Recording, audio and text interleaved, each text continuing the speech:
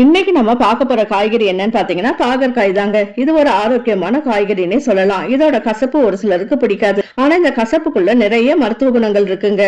இத பத்தி பார்த்து தெரிஞ்சுக்கலாமா? பாகற்காய் வந்து ஒரு கொடி வகை காய்கறிங்க. இது உடலுக்கு ரொம்பவே நல்லதுங்க. அதோட வகைகள் பாத்தீங்கன்னா நீளமான பாகற்காய், குட்டை பாகற்காய், வெளிர் பச்சை வகை, அடற்பச்சை வகை நிறைய இருக்குங்க.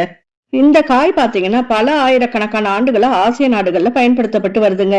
இந்தியா, சீனா, இலங்கை போன்ற நாடுகள்ல இது வந்து ஒரு மருத்துவ உணவா கருதப்பட்டது. சித்த மருத்துவம் மற்றும் ஆயுர்வேதத்துல வந்து பாகற்காய்க்கு முக்கிய இடம் இருக்குங்க. இதுல என்னென்ன சத்துக்கள் இருக்குன்னு பாக்கலாமா? Vitamin C, vitamin A, iron, potassium, fibre, antioxidant எல்லாமே இருக்குங்க. இந்த பாகற்காய் பாத்தீங்கன்னா நோய் எதிர்ப்பு சக்தியை அதிகரிக்குது, ஜீரணம் நல்லபடியா ஆகுது, உடல் எடையை குறைக்க உதவி செய்யுதுங்க. ஆனா இந்த பாகற்காய் அதிகமா பேசப்படுறது எதுக்குன்னு பாத்தீங்கன்னா சர்க்கரை நோயை வந்து குணப்படுத்த உதவி செய்யுது அப்படின்னு சொல்லி நிறைய பேர்ட்ட பரவலா கருத்து இருக்கு. இதுல சில இயற்கை மூலப்பொருட்கள் இருக்குங்க. இது வந்து ரத்த சர்க்கரை அளவை கட்டுப்படுத்த உதவி செய்யுதுங்க. இன்சுலின் செயல்பாட்டை மேம்படுத்த உதவி செய்யுது. பாகற்காயில பாத்தீங்கன்னா ஜூஸ் செஞ்சு குடிக்கலாம், பொரியல், குழம்பு, சிப்ஸ் என்ன வேணா செய்யலாங்க. ஆனா அளவா சாப்பிடுறது ரொம்பவே நல்லது. இதை எப்படி வீட்டுல வளர்க்கலாம் அப்படின்னு பாத்தீங்கன்னா இதுக்கு நல்ல மண் தேவைப்படுங்க. வெயில் அதிகமா இருக்கணும். தினமும் தண்ணீர் தேவைப்படுங்க. ஃபர்ஸ்ட் இது கொடி மாதிரி வரும். இதுக்கு வந்து கம்பி அல்லது பந்தல் வந்து தேவைப்படுங்க. முதல்ல வந்து மஞ்சள் கலர் பூ வரும். அதுக்கப்புறம் சிறிய பாகற்காயா உருவாகுங்க. இந்த பாகற்காயில பிரபலமான உணவுகள் என்னன்னு பாத்தீங்கன்னா பாகற்காய் பொரியல், பாகற்காய் புளிக்குழம்பு, ஸ்டஃப்டு பிட்டர் காட், பாகற்காய் சிப்ஸுங்க.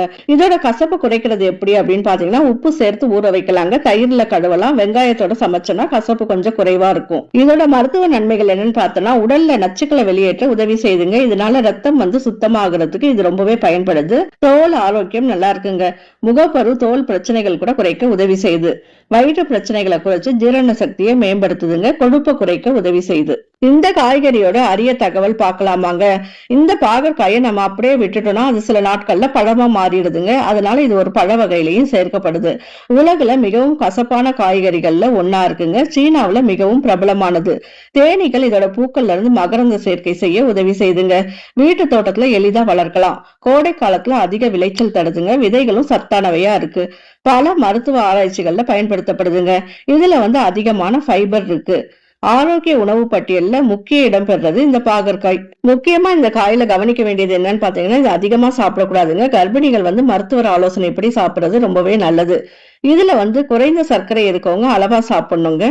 இது வரைக்கும் நம்ம பாகற்காயை பத்தி விரிவா பார்த்து தெரிஞ்சுக்கிட்டோம். இந்த கசப்பான காய்கறி நம் உடலுக்கு நிறைய நன்மைகள் தருதுங்க. இந்த வீடியோ உங்களுக்கு ரொம்ப பயனுள்ளதா இருக்கும், பிடிச்சிருக்கும்னு நினைக்கிறேன். பிடிச்சிருந்தா லைக் பண்ணுங்க, ஷேர் பண்ணுங்க, சப்ஸ்கிரைப் பண்ணுங்க, கமெண்ட் பண்ணுங்க. இதே மாதிரி இன்னொரு நல்ல பதிவுல பார்க்கலாம்.